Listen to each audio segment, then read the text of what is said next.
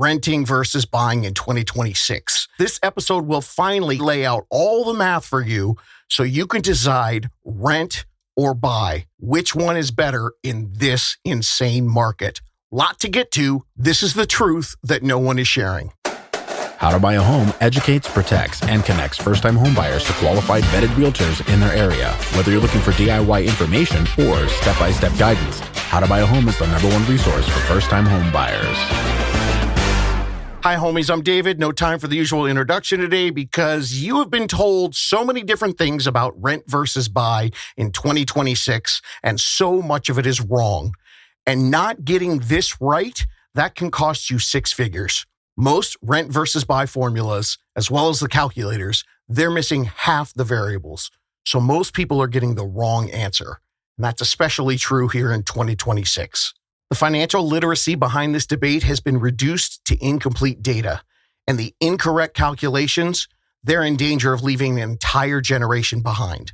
Right now, more than ever, I'm seeing people make their decision based on far too simplistic a formula, along with the emotions of fear and hopelessness. Now, I've been breaking down rent versus buy for 20 years, and it's usually in a 30 to 45-minute conversation with individual buyers. So this episode, you can look at it as a one-way consult for you. You make your own informed decision based on the math, not the emotions. Yeah, there's going to be lots of math. So if you're a creative type who goes into the fetal position at the sight of any spreadsheet, hang with me. I got to get you the baseline numbers first, and then I'll break it down with words after that. This episode was inspired by a discussion with a recent home buyer that I interviewed right here on the podcast. 29-year-old Cole, he is such a spreadsheet guy that his friends affectionately call him the freak in the sheets. And even his meticulously detailed sheets didn't have all the data. So for all you other freaks in the sheets out there, let's first go over the baseline math misconception that happens a lot, especially in 2026. Millions of you, millennials and Gen Z, you've seen prices shoot up post-pandemic, and a lot of you guys are waiting for the housing market to correct or crash. But what's happening is people are making this decision without actually knowing the math, the numbers, and they don't lie. Today, a $400,000 home at a 5.99% mortgage interest rate, using a 5% down payment, that's $20,000. Your monthly payment, $2,640. Now, if home prices dropped 5% in their value, the math changes to $19,000 for a down payment, and the monthly is $2,525 versus the payment of $2,640. So did you catch that math? You only pay $1,000 less in your cost to buy and $115 less per month. And these small savings would require a big 5% drop in home prices.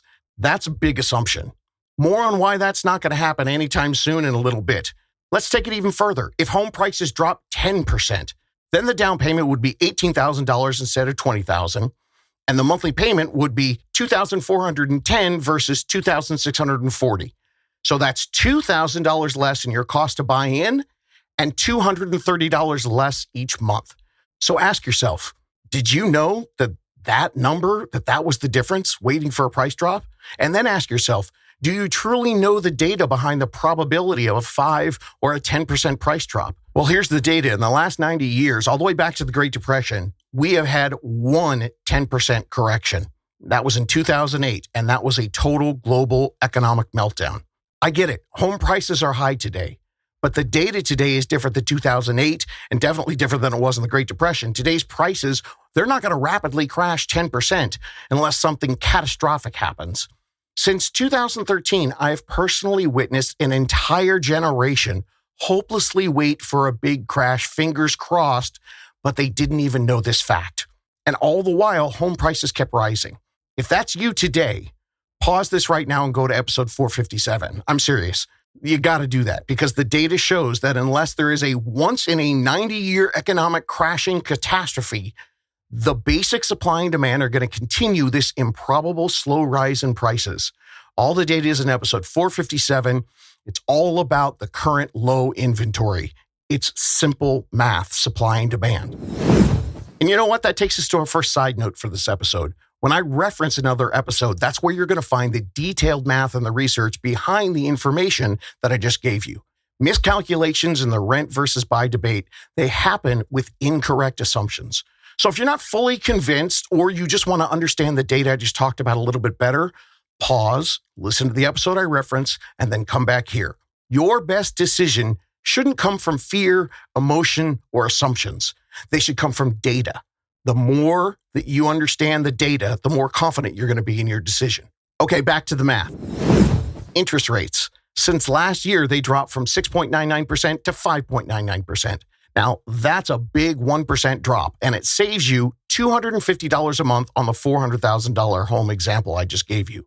Now, I know many of you are new to home buying, and you're like, hey, when are we going to get back to those rates I heard about, 3 and 4% that happened right after the pandemic? That'll make housing more affordable. Well, the historical analysis shows that 3 to 4% is not a normal drop in the interest rate cycles, and that's not going to be coming back either. Since the 1970s, interest rates have averaged 7.7%. Those 3 to 4% rates were a one-time reaction to the global economic meltdown we had in the pandemic. 6%, that's where we're at today. It's normal. It's even low. The big drop in rates that everyone's waiting for, it already happened slowly over last year. And yes, you're going to be able to save $250 a month from the same time last year. But don't expect it to continue to drop from 5.99 down into the 4s. That's not happening anytime soon. All right, so now that we're all on the same page with the baseline math of waiting for more affordability, the next question is, do you know the math behind what you lose renting this year versus waiting for those small savings that are incredibly unlikely to happen? This is the part I've watched people miscalculate for decades. The simple mathematical principle for renting versus buying, it's this. Rent math is linear. It's a straight line computation. Homeownership math compounds. Here's how most people look at it. Most rent versus buy spreadsheets, they've only got 3 columns. You got the upfront cost, down payment, and then you got the rent and the mortgage. But the real formula, it has 6 columns. You have the upfront cost, the rent, the mortgage, the appreciation, the principal reduction, and the tax benefits. So let's start with column 1, the upfront cost. In 2026, I'm hearing people say all the time, man, home prices are way too high now. I missed it. Down payments are just too high to get in. I can't even think about affording anything. Here's the math. The average first-time homebuyer down payment is 9%. 9%. And that number's high because that includes some of the people who got gift money from family or friends. Most first-time homebuyers who do this on their own, they use a 3 to 5% down payment. We see thousands of people each year buy a home on their own with a 3 to 5% down payment, and they immediately start compounding wealth because now they get the benefit of all 6 of these columns. To illustrate the power of the 6-column spreadsheet, I'm going to input the high end of this math, 5%. A lot of first-time homebuyers, they don't need a full 5% down payment. A lot of them use much less. So even at the high end, using 5%, you're going to see how the math works. You got a 5% down payment plus 3% for closing costs. So the total cost, the cost of acquisition is 8% to buy a home. So on a $200,000 home, $16,000. On a $400,000 home, $32,000. And for a $600,000 home purchase, $48,000 is 8% of that purchase price. To explain these 6 columns, I'm going to use the middle number, $400,000. And to tilt the scales for the renter, we're going to input using that full 8%. Remember, the 8% is a 5% down payment and 3% closing costs. And this is a higher end example of what's needed for a lot of first-time homebuyers. We've seen many, many cases where first-time homebuyers find an affordable monthly payment option using even less than this 8% total buy-in number.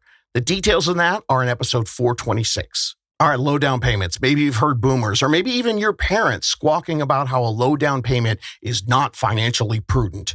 Okay, thanks, boomers. But today's rents, they're not the same when you bought. It's a new world. It's a new economy. So today's buyer, they need to be fully versed in the math that comes from all 6 of these columns so they can find a solution for first-time home buyers in today's economy. Again, details in episode 426. Side note, if you've been told that you got to put 20% down because you want to avoid paying that really expensive, terrible PMI, the private mortgage insurance, that math doesn't make sense anymore. Refer to the real PMI math in episodes 198 and episode 216. Yes, those are older episodes because that theory about PMI, it's been outdated for a long, long time. Okay, back to our example so we can fill in the 6 columns. $400,000 home with a 5.99% interest rate using 5% down payment. That's $2,640 a month. Now, if we're looking at the average rent for a 2-bedroom apartment, $2,100, well, then that's $540 more than the average renter is paying. So, of course, they're going to say, see, buying doesn't make sense. I lose money every month. All right, let's run the numbers. And again, I'm even going to tip the scales in favor of the renter.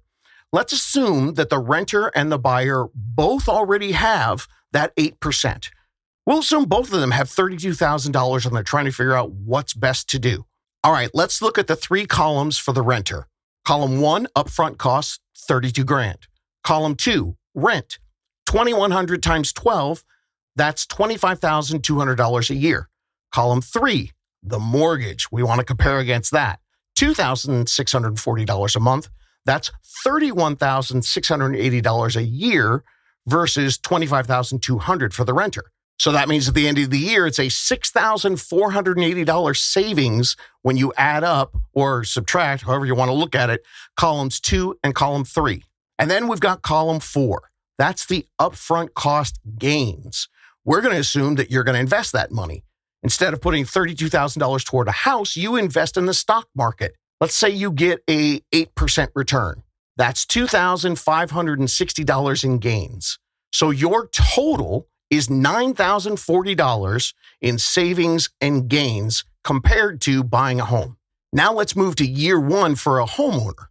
Column number 1, same upfront cost, $32,000. Column 2 and 3, the rent and the mortgage, they're the same. Column 4, now this has to do with the value of the house, the appreciation. And here's the first data point that so many people miss, because the appreciation is a leverage appreciation adjustment. This one's going to blow your mind. Okay, on paper, you got stock market gains versus home appreciation gains. Stock market averages 8%, while a home appreciation only averages a 3% return. So, of course, on paper, the stock market looks like a way better return. The renter stock gains, it's an 8% return, but it's only on $32,000. While the home appreciation, it looks less because it's 3%, but it's leveraged. The buyer used the exact same $32,000 and the returns are 3%, but it's not on $32,000. It's on a $400,000 asset. 3% of that is a $12,000 return on the exact same $32,000 investment. So that 3% average home price appreciation, it actually works out to a 37.5% return. Now, if you happen to be one of those people who's been listening to all the financial gurus claiming that, hey, it's stupid to buy a home today, buy stocks instead, that's another blatant misconception by people who are selling their courses and their workshops. There's no time for me to break down those misconceptions right here because we still have columns 5 and 6 to complete in the year 1 comparison. If you want all those details, go to episode 355. All right, let's move to column 5. You get $4,675 from your monthly payments that go towards the principal reduction of your loan. Now, that increases your wealth as you slowly own a bigger and bigger piece of your home, which is an appreciating asset. As a renter, yes, year 1, you pay only $25,200. But as a buyer in year 1, you're paying $31,680, but $4,675 got invested into a forced savings account, a leveraged growing asset. It's like a new diversified retirement account. This column is the math that so many people miss when they compare a simple rent payment to a mortgage payment. Think about it this way. Have you ever upgraded to a nicer apartment? You're looking to get more space, less roommates, maybe a better part of town, better amenities. Okay, imagine it this way. You want to upgrade again. I'll use the difference from our example, $540 more a month. That's a big upgrade, all right? You're going to be paying $6,480 more a year. But what if the landlord took that extra money and said, I'm going to invest $4,675 of the extra rent that you're paying, and I'm going to put it into an appreciating asset that acted like an investment or a retirement account for you? Because, let's take a look at it. With 5 of the 6 columns, the total homeowner in just the first year, they're $16,675 versus the renter, which is $9,040. That's the year one difference in savings and gains. And year one is the worst year mathematically for the buyer in this equation. It only gets better for the buyers, and it gets a lot better. Okay, now let's talk about column 6, tax benefits. For many of you, thanks to the changes in the tax laws, homeowners can get a big tax break from the paid property taxes and the mortgage interest deduction. In the new tax code, the deduction is different for married buyers and solo buyers, and it's calculated based on your individual tax bracket. Now, I want to make sure you understand, I am not a tax professional, so you sure as hell cannot use any of the tax advice that I give you without consulting with a professional. But the one thing I can tell you is that in the last few years, thanks to these new tax laws, we've had a ton of solo buyers, by the way, mostly women solo buyers, who, when they switched from itemized tax deductions instead of using the standard tax deductions, they got a tax benefit ranging anywhere from $2,000 to $4,000 on their annual returns. So based on what we've seen from many of the solo buyers, and even some of the married ones too, a lot of you out there can add at least another $2,000 on top of the $16,675 total if you're a homeowner. That's your gains and your savings. So that would mean the year one totals would stack up to $18,675 versus $9,040. But if you want more information from an actual tax pro to see where you really stack up, you can listen to episode 477 because that's where I interviewed a real tax professional specializing in first-time homebuyer real estate.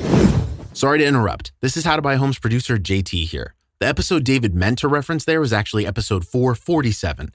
That's an interview with a CPA, a certified tax professional, and a certified lender. And that's all in one person, Dan Mullen. He and his brother Brady, who's a professional realtor and a former financial advisor, they literally wrote the book on renting versus buying. You can check out the link for that in the show notes of the podcast. If you want to listen to more interviews, we also have episode 367 and 368, where the brothers are both here for a joint interview. We also have episode 370, which is Dan's other solo episode that will go deep into 1099 specific tax information. Sorry for the interruption. Back to the show so you can figure out renting versus buying.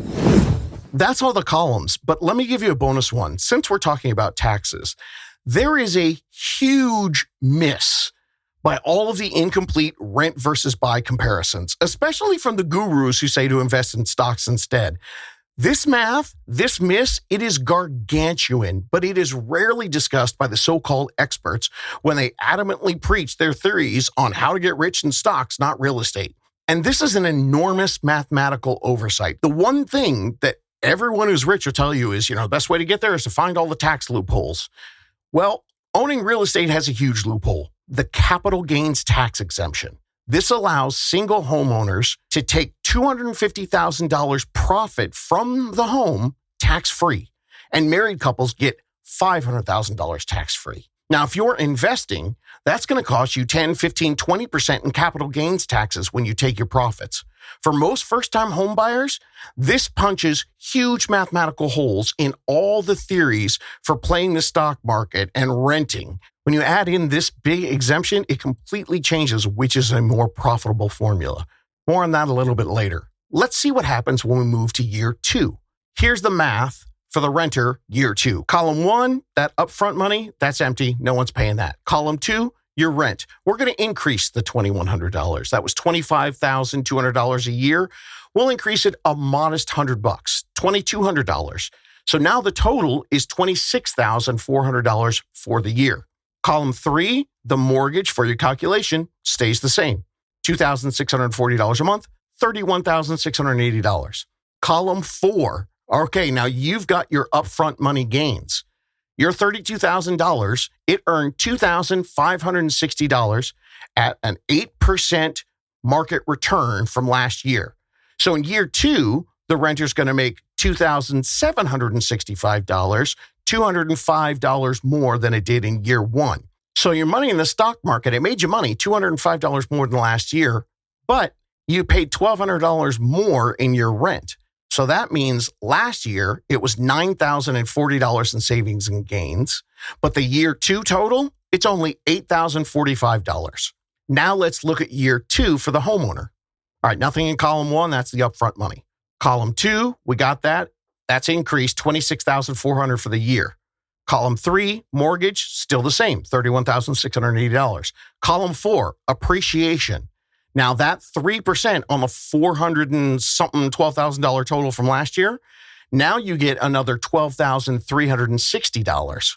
Column 5, you're still paying down the principal, and that's increasing your equity. And that rises to $4,963. That means your grand total for the year is $17,323 in savings and gains for the homeowner versus $8,045 for the renter. And remember, column 6, if you get the tax deduction, throw in another $2,000.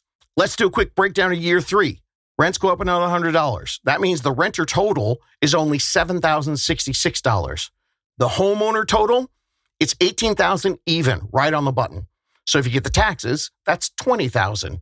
So to sum up the real complete math versus rent, assuming that both the renter and the buyer have $32,000 and are trying to make the best financial decision.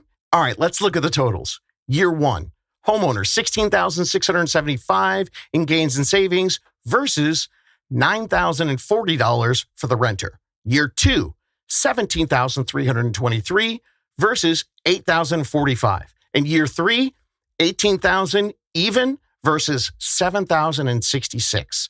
And none of those first numbers for the homeowner, then none of them are including the $2,000 minimum tax benefit for the buyer. You know what else none of these mathematical tallies that I just gave you include? The upgrade in your quality of life. So even if the numbers were break even, comparing the monthly payments, it's inherently flawed at the most basic level. It's not apples to apples. Do you intend on buying a home that is exactly like your current 2-bedroom apartment? No way. You're buying to move up. Like when you paid more to move up from sleeping on couches or having roommates or going from 1 bedroom to 2 or 2 bedrooms to 3, you're looking to improve your quality of life. So what's the dollar value of a bigger place for you, or no shared walls, or getting a garage, or adding an extra room, or a bigger kitchen, or a yard, or any number of the life upgrades you get as a homeowner? And what about the fact that as a home, you own it? You have control. You get control over your living environment. Do with it as you please. And control of your annual costs for shelter.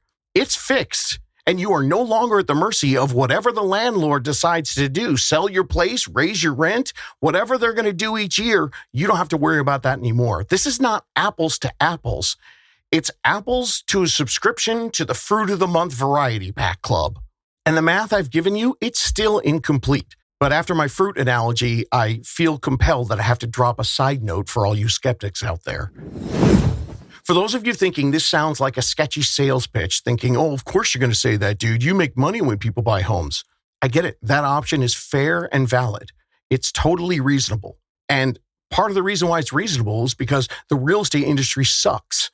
They don't train anyone on how to explain this to people. And they certainly haven't trained anyone for this new economy. The realtors and lenders, they're taught to sell the old school dream that's worked for decades. And they're doing it without any of this full and complete math. It feels like they're preying on your emotions. So yes, I understand. Incomplete advice feels pushy and maybe even scammy. So that's why I don't ask anyone to buy a home ever.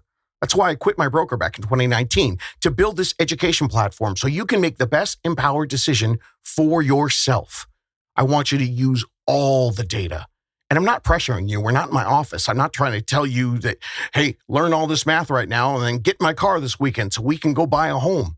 I've been giving this away for 7 years so that you, with all of the data, can create your own formula and make your own decision. That's why I led this episode with the math. So now we're going to get into some deeper explanations on the rent versus buy great debate.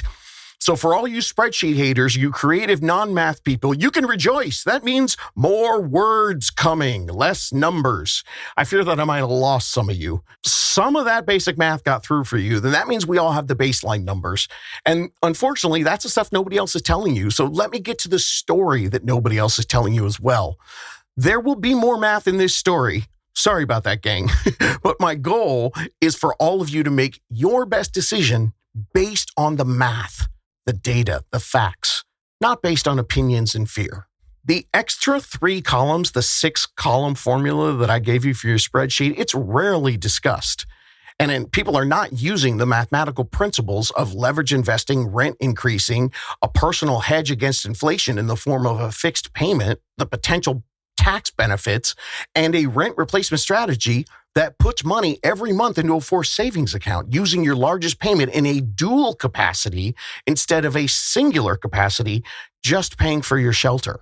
See, I had to give you the math first because would you have understood that sentence if I hadn't explained things to you? Now, in my example, we assume that both the renter and the buyer, that they already had $32,000 today.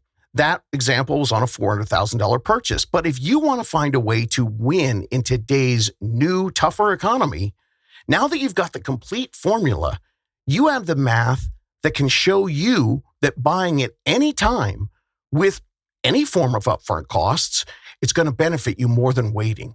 So do the math for yourself and forget needing the full $32,000. What is the price of the starter home in your area? Take 8% of that. Now, in order to really win in this new boomers and billionaires controlled housing market, you've got the math to show you the advantage. Since the longer that you're invested in real estate, the more exponentially your wealth is going to compound and grow. Kind of sucks for our generation that we got to get in now when the prices are high, but the game is more rigged than it used to be. But we can't change the game. We only try to exploit the rules using this math. Okay, do you have your 8% number? Great. What if you could find a way where you only needed 4% of the total price of a starter home in your area? When you compare rent versus buy, using only 4% as your upfront costs, the math is even more in your favor. I mean, you're still going to get the leveraged 3% appreciation on an investment of hundreds of thousands of dollars versus tens of thousands of dollars for a renter, which, by the way, would be even less when we're using 4% for them because the initial startup fee is less and thus gains less in the stock market. When people aren't using the full 6 columns, they miss the advantages of a low down payment option. And this is a crucial, very much overlooked piece in the rent versus buy debate, especially from the old timers. And don't let them tell you it's dangerous because today, low down payment options, they are drastically safer than they used to be. And with the complete math, when you're going up against today's rigged economy, a lot of times the only way to get in is to use a low down payment option. Don't rent for another 5 years and look back with regret. Remember, the 8% formula that I gave you, that's the average that people need. But by listening to this, by having me in your ear holes right now, lots of our listeners, they're doing 4%. They're averaging half of the 8% that I used in the example. Okay, I told you I wasn't going to do a lot of numbers, and that was an important fact. Rewind if you didn't quite understand that. The whole point is, you might not even have to save up $32,000 to start getting a compounding mathematical formula working for you. And here, I've got an analogy for you. We're going to use the current gas crisis for me to explain renting versus buying.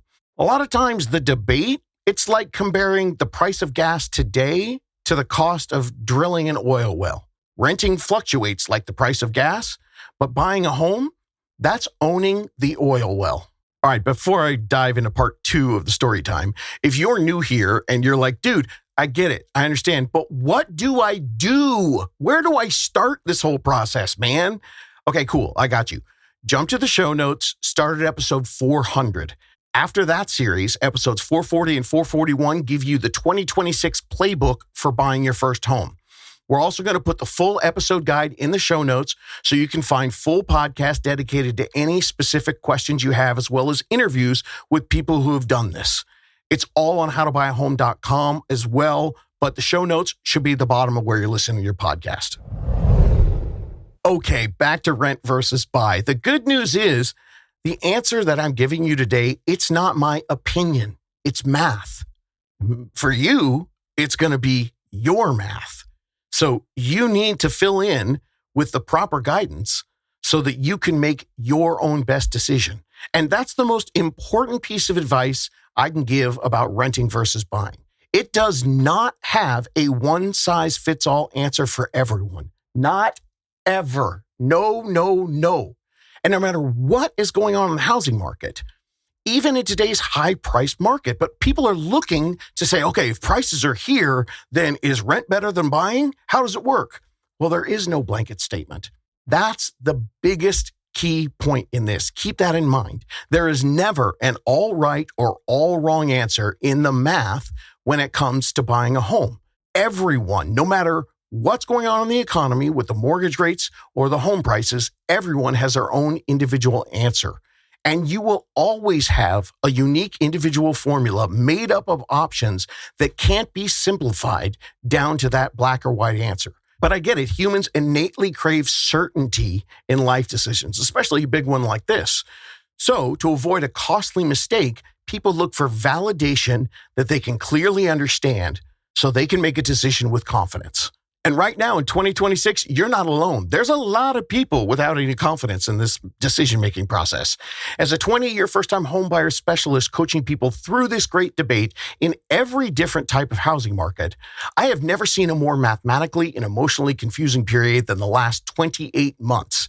I could talk about that for hours. Oh, you know what? I have. What is this, episode 460? I have talked about it for hours. Here's what's going on right now. Out of the confusion and the frustration, people have taken the math and they've reduced it to two small things, two things they can understand, that they can grab a hold of in their brains: the cost of entry and the monthly payment. But both of those are being outrageously miscalculated. So now that you had the math, if you just want to get into the mindset shift it takes for first-time homebuyers to find solutions in today's market, well, I call that the rent replacement strategy. That's episode 440. Good one to listen to if you haven't, especially if this math is driving you crazy. And in the process of exploring all of your options, you're going to learn that the true financial literacy of home ownership, it's not just the mathematical equations, even if you use the whole 6 that I gave you, because it's truly a puzzle. Each column, they represent a different puzzle piece, but those puzzle pieces can be adjusted. When you've got the professional guidance, they're going to show you what you can do with each piece, because you don't truly know all the variables available to each data point inside each of your columns. Getting that information, that's going to help you build multiple different puzzles with multiple different mathematical solutions, and you can choose the one that's best for you.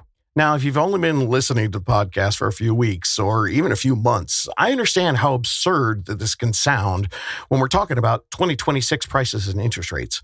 Got to know I'm on your side, and I have been since 2019. I deal in the facts and the math of each housing market, and I have seen and heard people argue against buying every single year all the way back to 2013.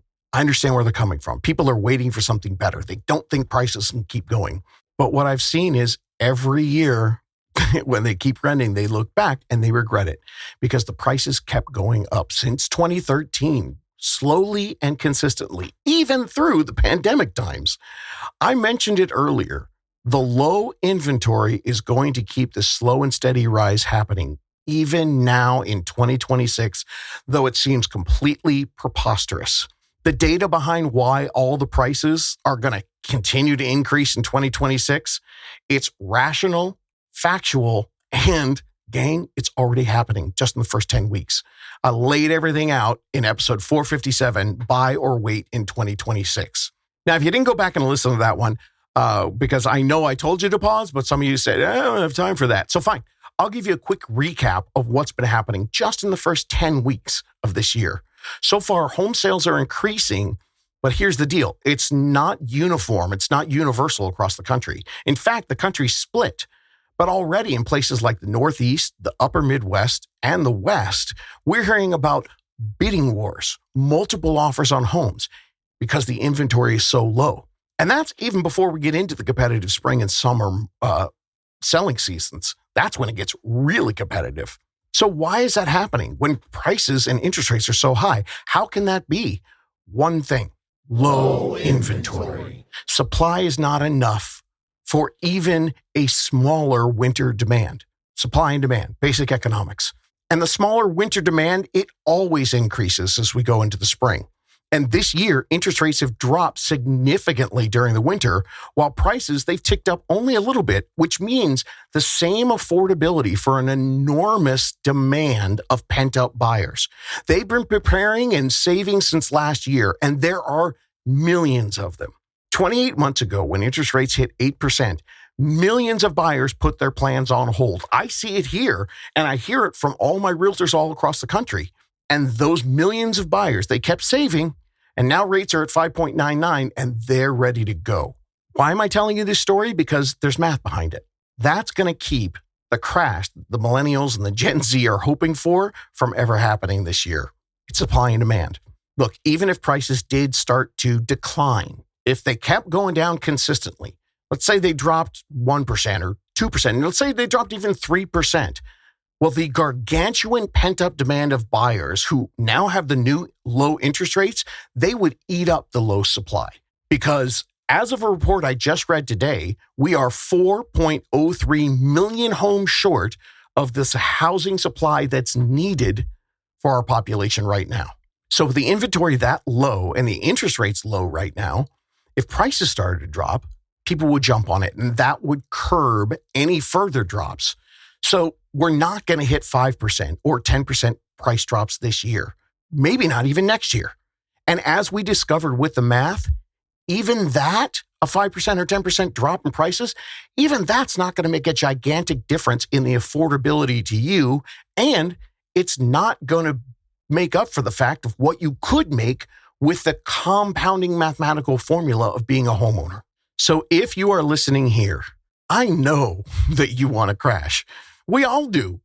Or at the very least, you're looking for a small price correction. Yeah, everybody wants that. You think I don't? I quit my job and built an entire company around first-time home buyers. Do you know how many more clients and how many more people I could help if a correction or a crash happened? Right now, people are watching home prices, but they're watching them emotionally. We all want the prices to come tumbling back to earth. But so far this year, even after the big slowdown at the end of 2025, the prices are starting to creep back up. They're not skyrocketing. We don't anticipate that's going to happen. But the buyers see that they're not moving that much, and they're coming out, buying homes at pretty much the same prices at the end of last year, and more of them will be coming out soon. That's what's happening because of the low inventory.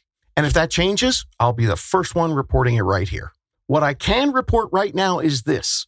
Remember how I said that the actual market conditions, they vary from region to region?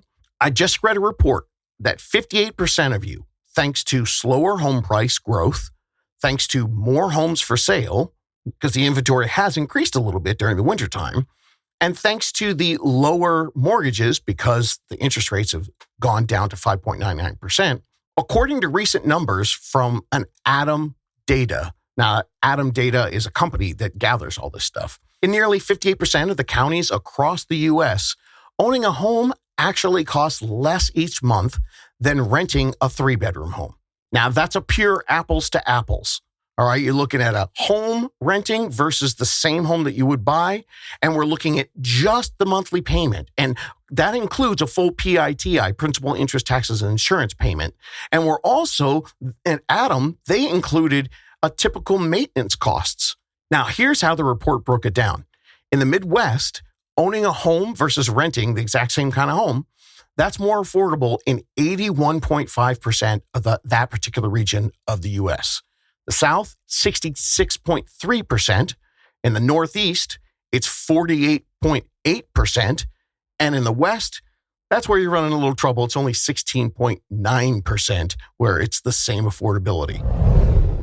Okay, so if you're still nodding along, but you're going back to the down payment stuff and you're like, yeah, I get it. I understand all this. It sounds great, but I still can't afford the upfront costs. Okay, your homework, episode 443, episode 426, and episode 340. They have the details on the thousands of down payment assistance programs available, and not just for people with low income. There are a lot of buyers that qualify for them without even realizing it. Right now, they're saying the average benefit in some of these grants is roughly $18,000. But that's just the beginning. In those episodes, they're going to explain how that in many markets with the right team negotiating for you, you can get credits from the seller, cash back from them, all the way up to 3% of the purchase price of the home. So in our $400,000 example, that's $12,000 less that you would need to save up to buy a home. All right, you can tell I am way into this math, and I have been for 20 years. And right now, I'm going to get a little angry. I'm going to get a little passionate because the debate is pure math, plain and simple. But in the last few years, I have been so pissed off because suddenly there's a whole bunch of financial gurus saying that you should rent now instead of buying. But here's what's going on. The mistake is first-time home buyers are listening to that, and they assume the gurus are giving this advice because prices and interest rates have gone up. That's not what they're saying. They're not saying, hold up, it's too expensive now, wait to buy low. People like Ramit Sethi, Grant Cardone, Ben Felix, Humphrey Yang, Graham Stephan, and the financial feminist, Tori Dunlap, they have been totally misinterpreted. Their theories and formulas claim that renting is better than buying. That's based purely on a strict investing system that accompanies your renting years, and it has nothing to do with the current market price or waiting for a crash for better prices and better interest rates. And gang, this argument isn't new. Boomer investment gurus like Warren Buffett, old dude, he's been saying this for 50 years, that investing's better than buying, no matter what's going on with the housing market. Because what they're saying actually is, if you want to be rich, they think it's better to go hardcore as an investor when you're young. They advise doing this in any housing market, including right now. They preach sacrifice when you're young, pay the cheapest rent as possible, and invest aggressively while you're young. They're advising you how to be rich later, but that is a lifestyle choice. It's not the right financial plan for everyone. And by the way, all of these gurus, they happen to be selling something to you as well. They sell the dream of getting rich, and then they want you to buy their program, their seminar, or your workshop. So today, in a world where renters are frustrated beyond belief, people thinking, dang it, I missed the post-pandemic run-up in prices. So people hear what they want to hear. They hear it's a bad time to buy. They hear wait for a better deal. But no, that's not what people are saying. When they say, don't rent or don't buy a home, you should rent. They've been preaching the same thing, to invest hard when you're young so you can be uber rich later. But a lot of people are catching on to that because they're like, they said rent, don't buy. But it's the same old theory they've been preaching forever.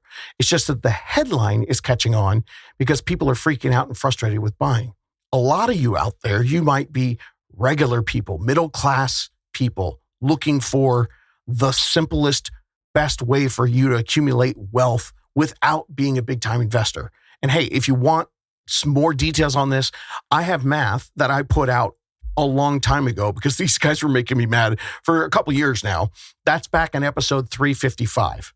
Sure, there's always a way to make money if you're an aggressive investor. But with a home purchase, it's a practical, inflation-resistant, easy formula to build wealth with a balanced life. It's just a simple, automatic monthly payment, and it works like your automatic payment into your 401k. It's safe, it's reliable, and mathematically well in your favor. Now, I do want to make sure that my point about renting versus buying, that it's very clear. It's different for everyone, and not everyone should rush out and buy a home tomorrow. The general analysis is this. Most people aren't using the complete math, and that renting, that's not always the more affordable option that a lot of people assume it to be. If you're still here and you're still listening to me in this much longer than usual episode, I'm going to guess that you've made the decision that you want to buy a home. So perhaps you're waiting for me to tell you the magic timing where you're going to save the most money. You're thinking, is now the optimum time to buy? Or will I save money by renting for a few months or 6 months or 8 months and then time my purchase? Homies, if I knew that, I wouldn't be doing this podcast.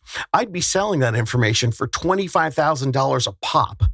Nobody knows the perfect timing to buy a home, but your own custom, best individual plan for you, that comes as a result of you working with a specialized first-time homebuyer team that's going to help you figure out all your options so you can look at your best solutions after analyzing all of your personal finances as well as all of your life goals.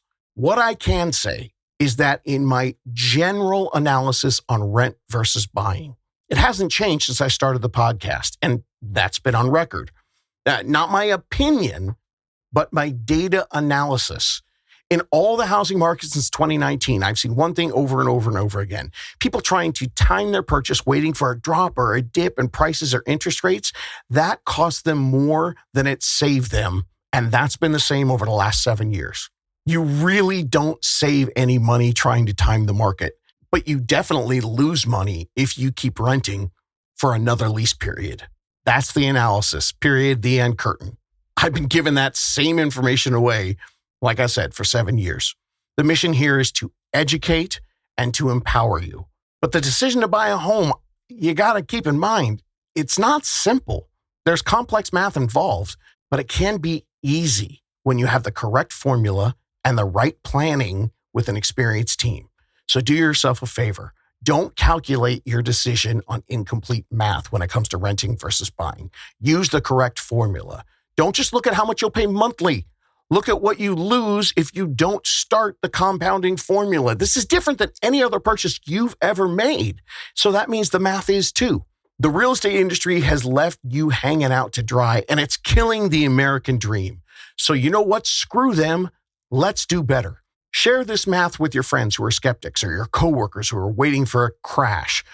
Because around here, we define the word ignorant without all the negative stigma it gets. Ignorance, that's fine. Staying ignorant, that's a problem. Let's share the solution, not the frustration.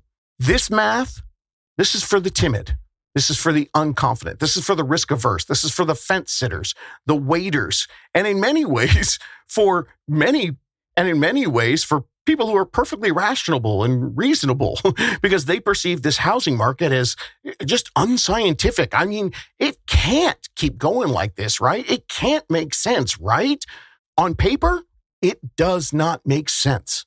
But when it comes to rent versus buy and what's best for you, are you looking at the right paper? Do you know the full extent of the compounding math? Do you know the reality of your so-called barrier to entry? Do you know all of your options that you have that can adjust and change with each individual puzzle piece? And finally, I'm going to leave you with this thought. Let's jump back 2 years ago. In 2024, home prices, they had gone up and they kind of stalled for a second, but they were high. And the interest rates, they were sitting at like 7%. And I talked to thousands of first-time home buyers that were like, 2024, damn it, just 2 years ago, loans were at 3% and homes were like 40% cheaper. But some of them, they got this full comprehensive math. And they ended up buying a home in 2024 with way high prices and way high interest rates, especially just 2 years before that. But today in 2026, they're going into that year 2 math that I gave you at the top of this episode. And for most of them, interest rates have dropped, so they've refinanced into 5.99% interest rates or even lower. That means their compounding math is making them even more money. So for you today, I ask you to look back like the 2024 people. Where do you want to be in 2028? Do you want to be renting and waiting? Or do you want to be like the 2024 buyers, the innovators, the people who got all the math and confidently made a decision that wasn't as sexy or exciting as buying a home in 2020 and 2% interest rate and now it's worth 50% more? No, sorry, you missed that. If you use the math from the top of this episode, in 2028, you can look like those 2024 buyers today who have 2 full years of the compounding math I gave at the top of the show. All the episodes I mentioned throughout this are down in the show notes if you want more details. And if you have a question, just go to howtobuyahome.com. There's a button there that says Ask David. You can hit that, and I personally will respond to it. So when it comes to rent versus buy, math is math. Don't get discouraged. Get proactive. You can do this. Looking for more DIY education or your own personal step-by-step guidance through the home buying journey? Since 2019, How to Buy a Home has been the #1 resource for first-time home buyers. So visit howtobuyahome.com to get started.